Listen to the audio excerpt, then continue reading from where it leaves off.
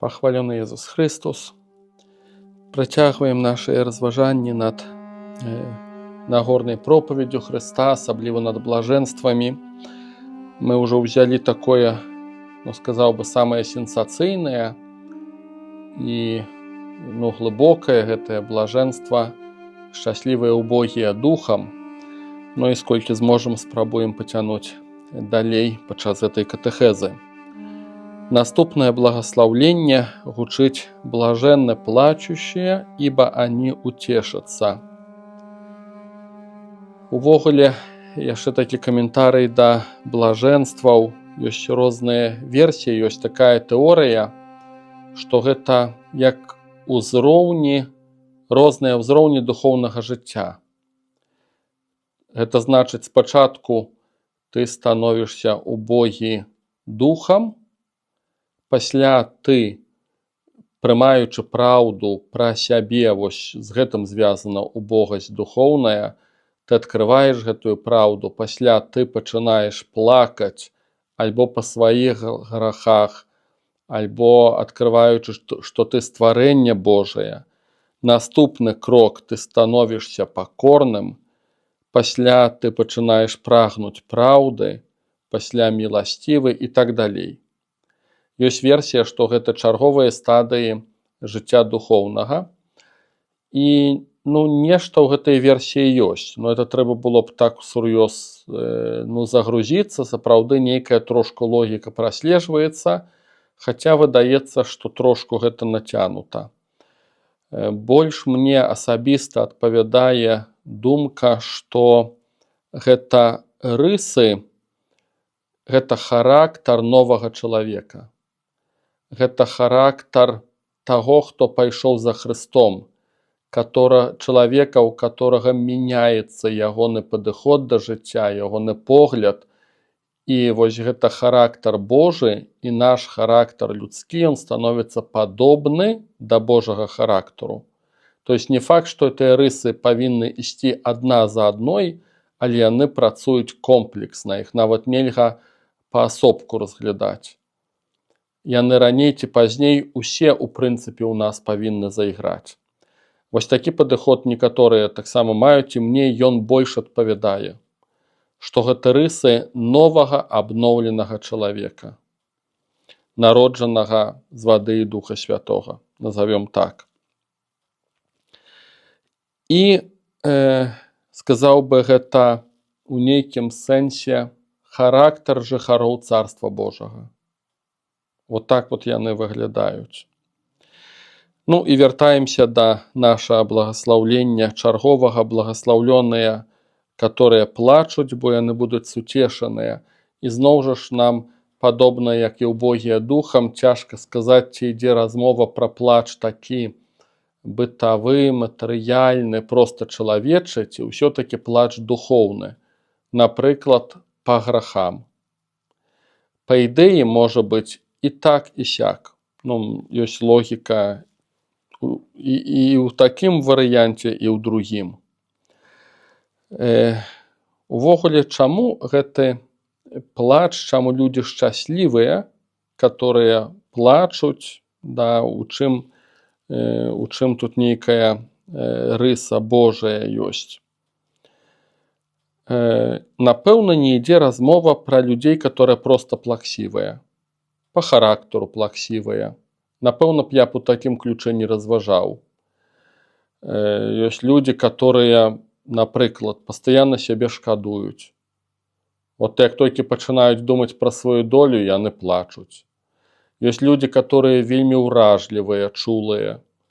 Як толькі чуюць нейкую трагедыю людскую ці проста цяжкую сітуацыю, адразу пачынаюць плакаць. Ёсць людзі, которые ад болі адразу плачуць, ад страха плачуць. Я б сказаў бы, гэта чалавечы плач, і не шмат я ў гэтым бачу благаслаўлення. Назваў бы это нават, у нейкім сэнсе, слабасцю людскога характару. Выдаецца, што тое, што кажа Христос, благаслаўлёныя, которые плачуць, это трошку іншы плач. Назовём яго такі плач благадатны. Плач, у которым праяўляецца сіла Божая. Як па мне, то гэты плач благадатны праяўляецца тады, калі на святло Божае выходзіць нейкі скрыты людскі боль чалавечы. Нават калі па грахах людзі плачаць, у канцы канцоў чалавек разумее, што это ягоны грэх, прызнае і каецца. Як бы ўсё адно як нейкі, сказаў бы так, як пачынае праяўляцца духоўны свет, который быў скрыты, ці ў такой спячцы быў, і чалавеку тут вочы адкрываецца, он пачынае разумець, што ён грэшнік. Так плача Пётр. Ён аплаквае свой грэх. І гэта плач благадатны. Гэта шчаслівы плач. І, карацей, гэты плач благадатны, ці па грахам, ці па іншай прычыне, як па мне, то ён звязаны з тым, што нейкія рэчы важныя выходзяць на святло па прычыне Божай прысутнасці. Часта, напрыклад, людзі з вялікімі ранамі, некаторыя не плачаць, таму што іх боль такі вялікі, што яны пачынаюць давіць гэты боль. І нічога добрага ў гэтым няма. Людзі, которые здольныя аплакваць свой кашмарны боль, праз гэта прыходзіць іхнае вызваленне. І ў гэтым, я думаю, плач будзе благадатны. Ён будзе, як падарунак Божы, як плач, который аздараўляе. Некалі мяне вельмі ўразіла сведчанне Нікі Круза, гэтага вядомага бандіта Нью-Йорка, который перажыў навяртанне. І калі я чытаў ягоную біяграфію, слухаў інтэрв'ю з ім, ён часта ўзгадвае, што ён на людзях ніколі не плакаў. Ён павінен быў быць моцным лідарам банды, суровым, жорсткім, але калі ён заставаўся адзін, ён расказвае, што выходзіў на дах дому, там была галубятня, ён заходзіў у гэтую галубятню і плакаў. І ён, не даючы рады самім сабой, як бы так выпускаў, скажам, свае ўсе стрэсы і нервы, ён забіваў голубоў, ламаючы ім каршэнь, ламаючы ім шыю. І для яго это быў нейкі ратунак. Ён хоць трошку плакаў, а пасля ён зноў станавіўся жорсткім і так далей. Вось это вобраз такога як бы неаздароўленага сэрца, которое нясе ў сабе боль. І чуў такую гісторыю, калі свой час у 90-е годы ляжаў у бальніцы ў Гродна. Там была палата, дзе было шмат дзяцей.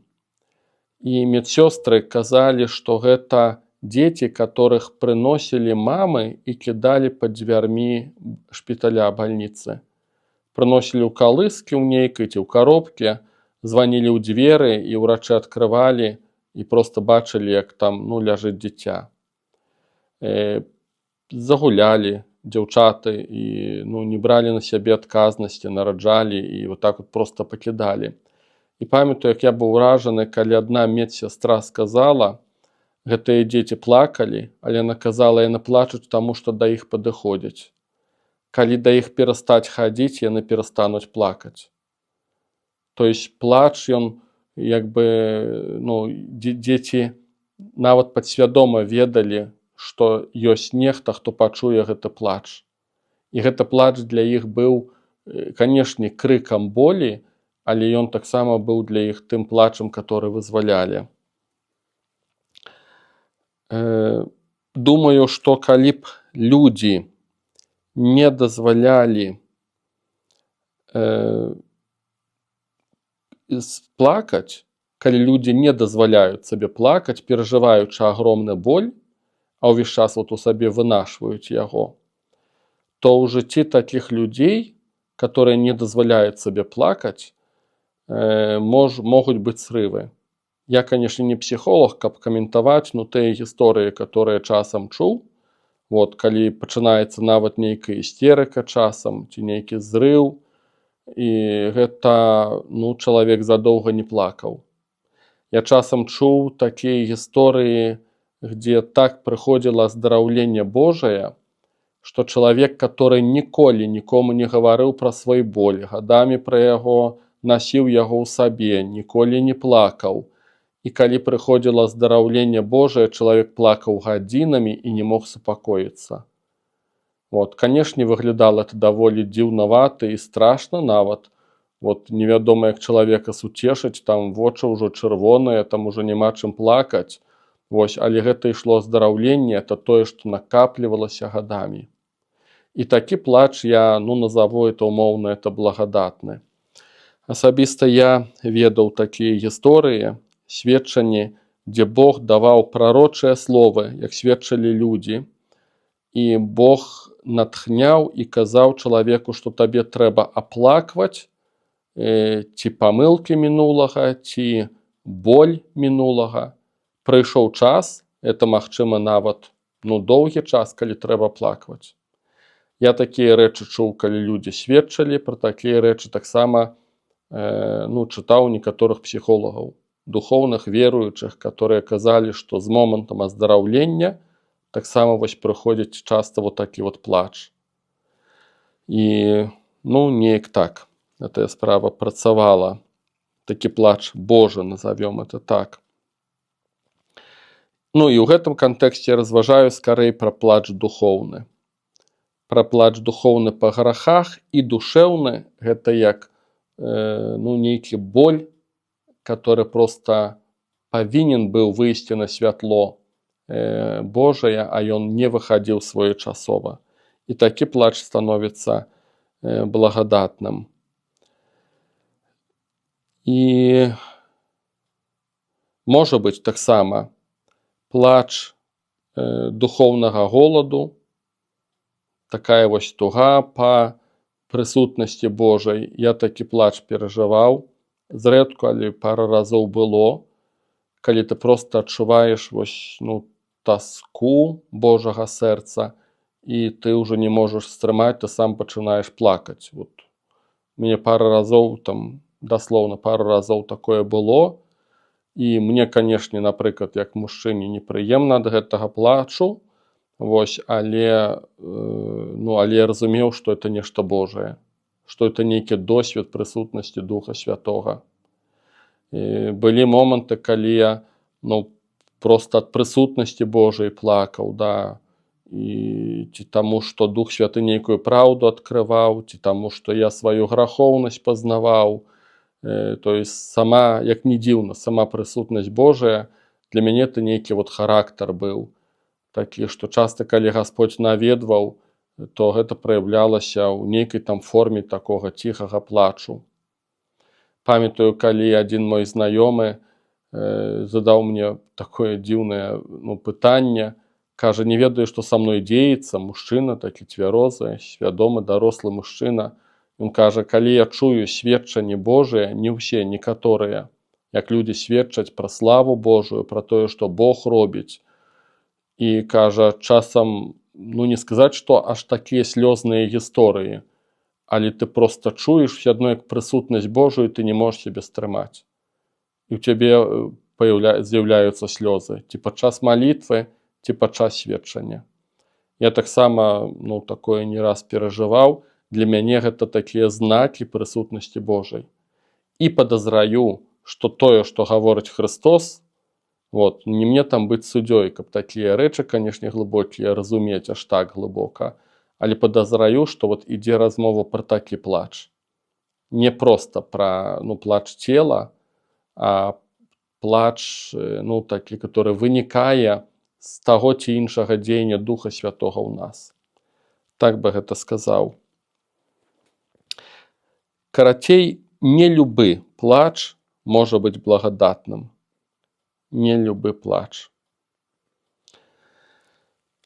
Чарговае благаслаўленне. Блаженны кроткие, ибо они наследуют землю.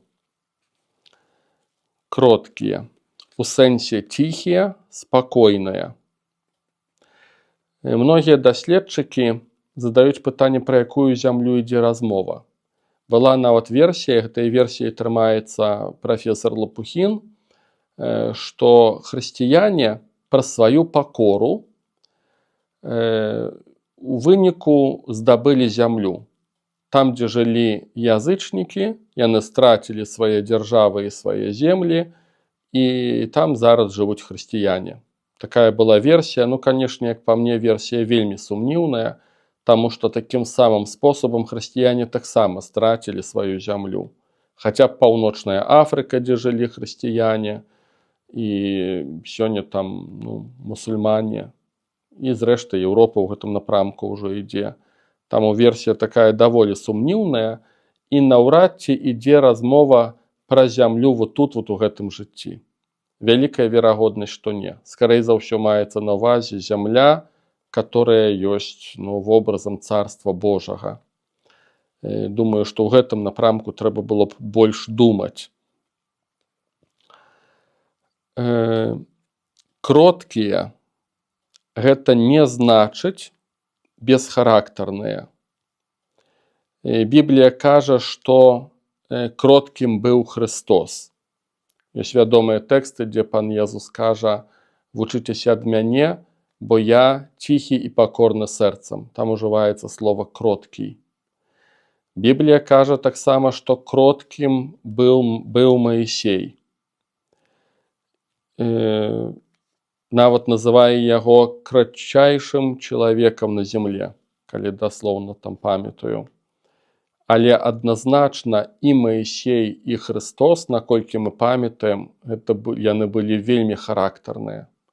То есть вот этот вот идеализм такі, который мы часто уживаем, что кроткі ці покорны чалавек — это той піхні павалюся, который ніколі не умее сказаць «не». Думаю, што абсалютна не пра гэта ідзе размова. Можна быць пакорным, як Хрыстос, і адначасна вельмі характарным, вельмі прынцыпіяльным. Падобна, зрэшты, як і Маісей. Нехта тлумачыў так, пара цытатаў. Кроткія не адказваюць, ці там пакорныя, не адказваюць знявагай на знявагу. І вось гэта характар вынікае з таго, што ты ўжо пазнаў праўду пра сябе, што ты убогі, і ты ўжо у Духу Святым аплакаў гэта. Ёсць такая версія. І ў выніку ты становішся кроткім, ты не можаш адказваць на тыя крыўды, которые табе нясуць. Ты ўжо по-другому это пераносіш. У пакоры, недзе там у плачы, але не помсціш. Вельмі цікавы каментар да гэтага блажэнства наступны. Кротость прежде всего внутренняя свобода от страстей. Страсти — это похоти, это инстинкты людские. Человек кроткий — это той, который не кируется порывами своих эмоций. Далей. Блаженны те, то есть кроткие, это блаженны те, кто способен жить не реакцией, а глубоким, свободным, любовным отношением к человеку. Вельмі классная цитата.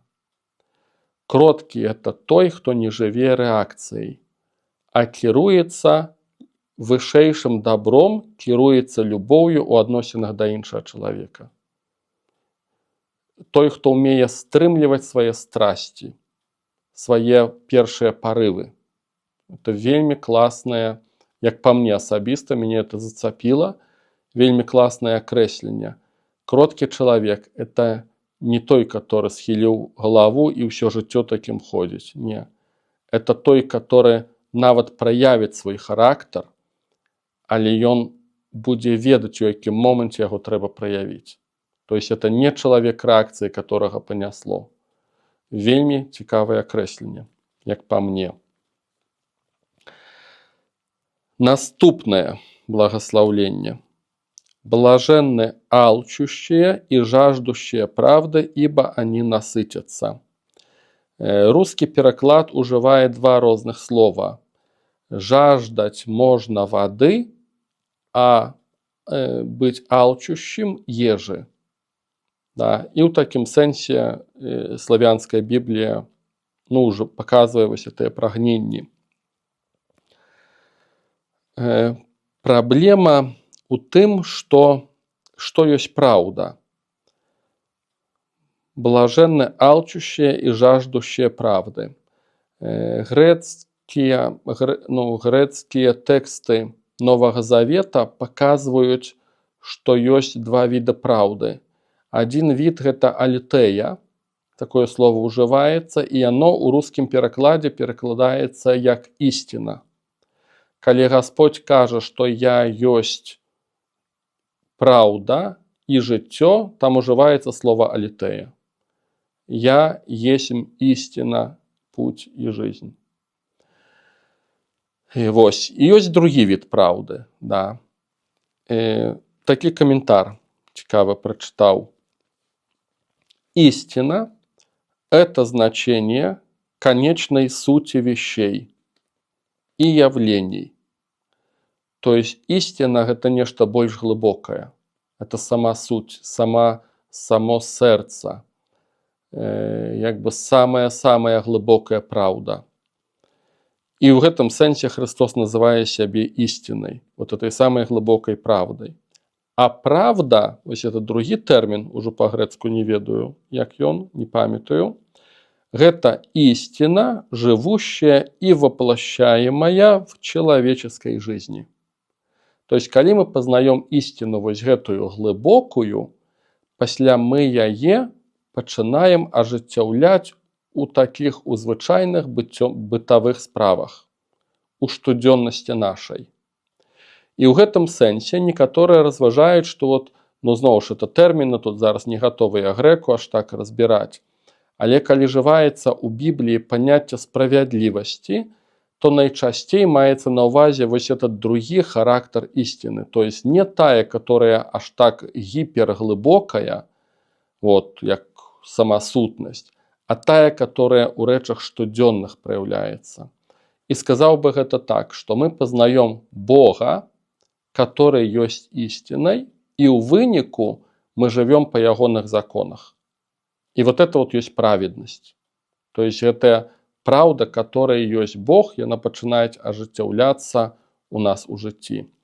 И вот у гэтым блаженстве уживается понятие правды не як алітэя, истина, а вот праведность, которая датычыць нашага жыцця.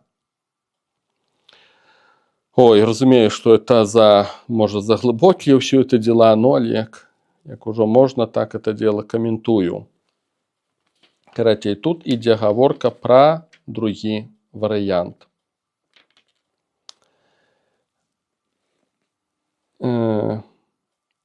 І праўда, яшчэ такую думку дам, што яна, напэўна, вот это вот больш глыбокая, да, вот тая, которая называется алітэя, ісціна, яна сама па сабе ёсць вартасцю.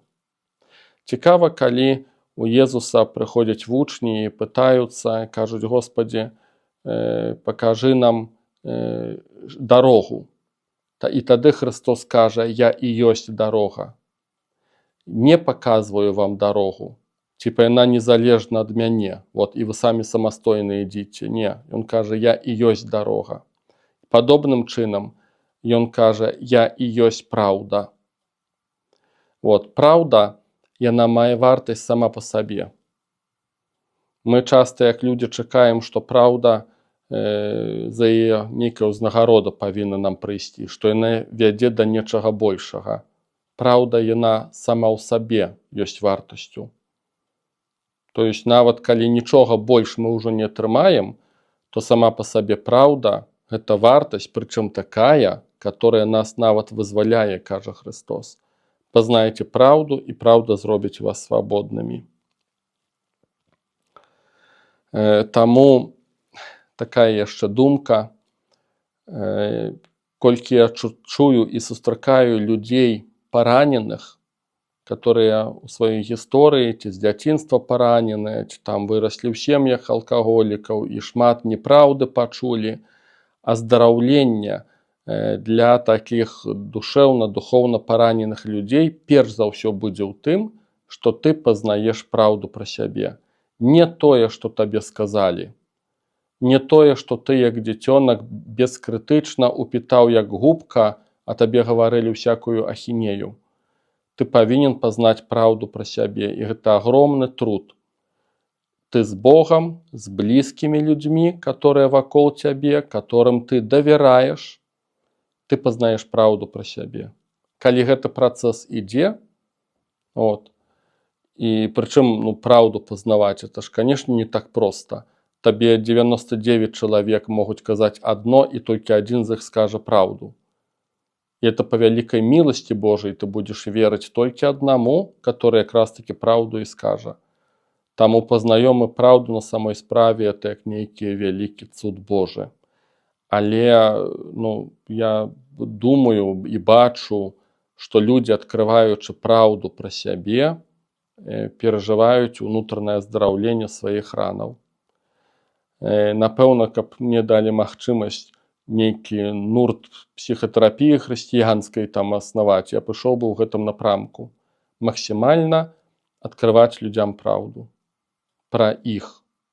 Па міласці Божай, насколькі это здольныя мы будзем эту праўду паказваць. І як па мне, то нават праўда, не толькі пра нашу гісторыю, а праўда філасофская, праўда пра час, праўда пра быты матэрыяльныя, пра наш быт матэрыяльны, праўда пра саміх сябе, любая праўда, яна корміць, яна вызваляе нас. У гэтым нешта ёсць. Так, каментую гэтае блажэнства. Чарговае. Блаженны милостивые, ибо они помилованы будут. Да, уже читаю по-руску.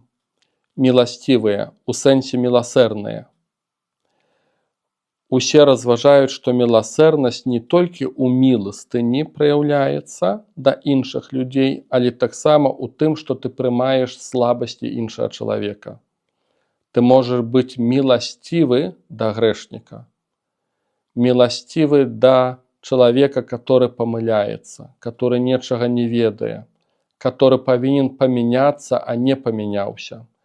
Таму парадокс таксама ў тым, што часта такія ідэолагі хрысціянскія, назовем это так, которые хочуць быць супер-супер праведнымі і вынесуць усім мозг, што яны грэшнікі і жывуць неправільна, а трэба жыць так па запаведзям Божым. Вельмі часта такія людзі з такім перфекцыянізмам хрысціянскім, яны не міласцівыя. Яны, можа, перфекцыяністы, не ведаю, як яшчэ назваць, гіперадказныя, але часта не здольныя быць міласцівымі да слабасцяў людзей. Цікава, многія каментуюць гэта, што быць міласцівым – гэта не толькі міластыню даваць, это быць міласцівым таксама да чалавека слабога. Такі каментар. Милостивые – это те, кто не сводит жизнь человека к сфере закона и потому способны сжалиться и помиловать. Класс. Для меня сапраўды класс. Милостивым не может быть человек, который кіруецца толькі законом, нават законом рэлігійным. Такі чалавек не здольны будзе прабачыць і памілаваць. То есть милостивыя – гэта хто больш глядзіць, чым толькі правілы хрысціянскага жыцця. Нехта трапна заўважыў, таксама думка, што той, хто можа быць міласцівым да іншых, перш за ўсё павінен быць міласцівым да самога сябе. Калі ты не ўмееш праяўляць міласць да самога сябе, прабачыць самому сабе, наўрад ці ты это можаш зрабіць у адносінах да іншых. Калі ты не здольны прабачыць сабе свае памылкі і свой грэх, цікава, што Бог часта прабачае, а людзі не. І, то есть Бог міласцівы да нас, а нехта можа не прабачаць самому сабе. І тады нічога дзіўнага, што іншым таксама не здольны. Вось гэтая рыса, міласцівыя, гэта рыса Бога. То есть это Ён міласцівы. Ён здольны быць міласцівы ў адносінах да нас. І ў гэтым сэнсе зразумела, чаму будуць памілаваны. Калі бы Бог уключыў да нас, вяртаюся да гэтага акрэслення, што, зноў працытую, те, кто не сводят жизнь человека к сфере закона и потому способны сжалиться и помиловать. Калі бы Бог глядзеў на нас толькі па катэгорыях закона, нам бы быў каюк усім, мне таксама. Калі Бог уключыў бы толькі сваю справядлівасць, быў бы капут. Чаго вартая толькі логіка, каму больш дадзена, таго больш патрабуецца. Мне Бог шмат даў, шмат паказаў, я шмат разумею. Калі Бог бы зараз уключыў усю патрабавальнасць да мяне па суровасці закону, у мяне б не было б ніякіх шансаў. Неяк так это выглядае. Чарговае благословление. Блаженны чистые сердцем, ибо они Бога узрят. У чым проявляется эта чистиня сердца? Многие разважаюць у контексте гиперправедности. Святые, айцы костёла, чистиня сердца — это где ты не только не грашишь, але нават уже и не думаешь про грех, альбо б сказали б мы, что не только не чужаложишь, але нават на жанчыну пажадліва не глядзіш. Усё-таки выдаецца, што не пра гэта ідзе размова. Не пра такі хрысціянскі перфекцыянізм. Каментаваў бы так, што нельга разглядаць этой тэмы ў кантэксце перфекцыянізма, такой беспамылковасці, такой і нельга разглядаць эту тэму ў кантэксце сексуальнасці. Сердце, перш за ўсё, это скрытые наши намеры, это самое глубокое «я». И чысціня сердца, для того, каб зразумець это блаженство, трэба зразумець перш за ўсё, што наше жыццё духоўнае — это не толькі знешнія тэмы, это не толькі выкананне закона і прадпісанняў. Жыццё духоўнае, яно глыбей. Гэта наши намеры, гэта наши помыслы, гэта наши скрытыя жаданні. І ў пісанні гэтага шмат будзе.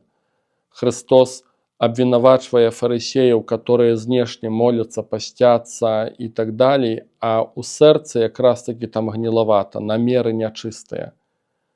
І Христос гэта абвінавачвае. Для таго, каб зразумець гэтае блажэнства, хто такія чыстыя сэрцам, трэба убачыць розніцу паміж унутраным жыццём і рэлігійным жыццём знешнім. Унутранае больш глыбокае, гэта твае намеры. З якімі намерамі ты тое ці іншае робіш. Можна быць сапраўды добрым праведнікам і мець вельмі гнілое сэрца. Так бы гэта каментаваў. Наступнае. Блаженны миротворцы, ибо они наречены будут сынами Божьими. Миротворцы — гэта не просто люди мирные. Классное слово, миротворцы. Гэта той, хто творыць мир. Бог стварае, Бог за мир. І той, хто хоча быць падобным на яго рыса, на нашага Бога, і мы становимся миротворцами. Человек реакции, человек гневный, человек, который хочет помстить, увесь час доказывать свою правоту, идучи по головами, и он не миротворец. Человек конфликтный, которого легко спровоковать, это не характер Божий. Миротворец — это той, кто творить мир, подобный как наш Господь. І один чарговы, вельмі класны каментар.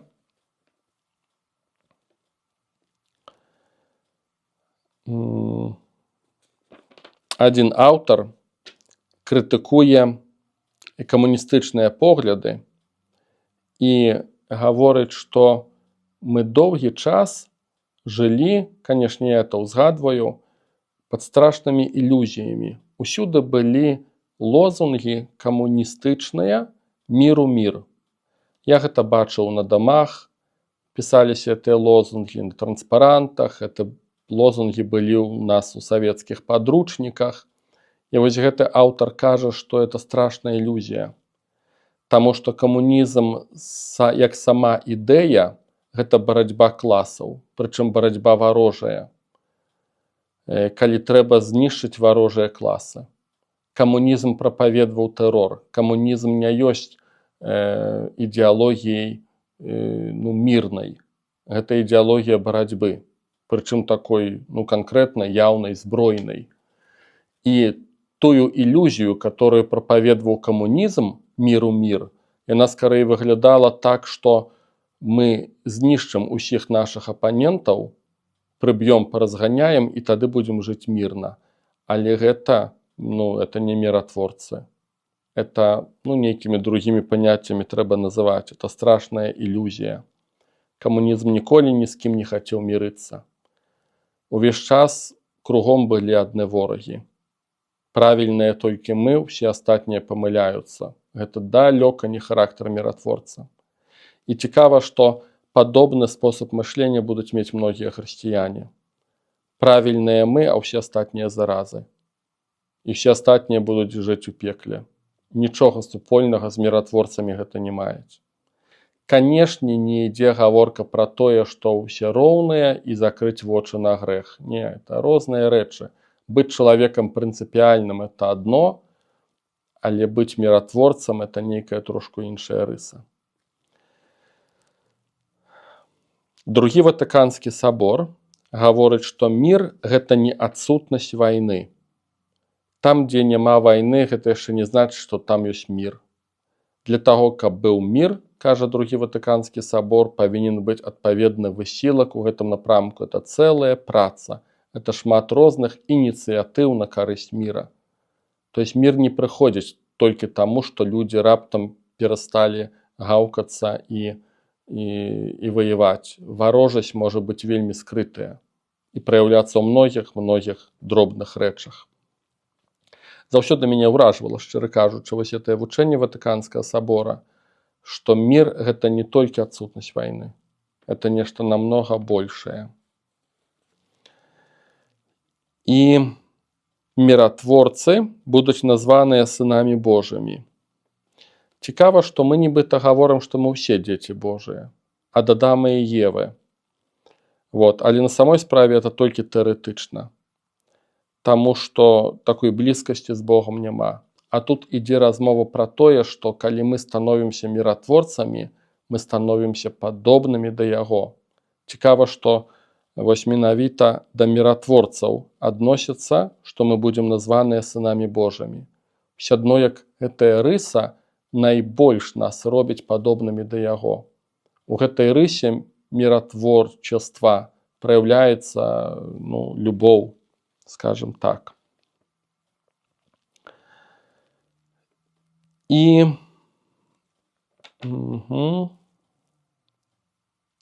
апошняе блаженства, не апошняе, там яшчэ два. Блаженны изгнанные за правду, ибо их есть Царство Небесное. И пасля далей: блаженны вы, когда будут поносить вас и гнать, и всячески несправедливо злословить за меня. Гонимые за правду. Многія бачаць праўду як хрысціянства і нават мучаніцтва. Але, канешне ж, трэба глядзець шырэй. Не толькі хрысціянства гэта праўда. То есть праўда, як ужо мы разважалі, яна сама па сабе ёсць вартасцю. Я паглядзеў бы адназначна шырэй. Тым больш, што ганенні за Хрыста ідуць асобным блажэнствам.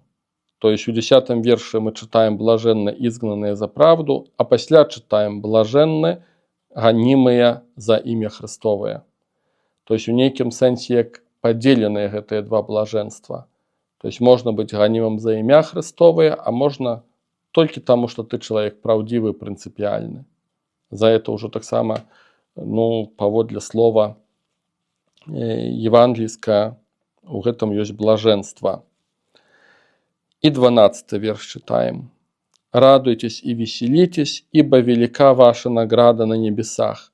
Так гнали и пророков, бывших прежде вас». Святы Иероним казаў, што это за вялікі ідеалізм. І он кажа, я яшчэ не сустрэў тых, которые радаваліся і весяліліся за тое, што іх гоняць.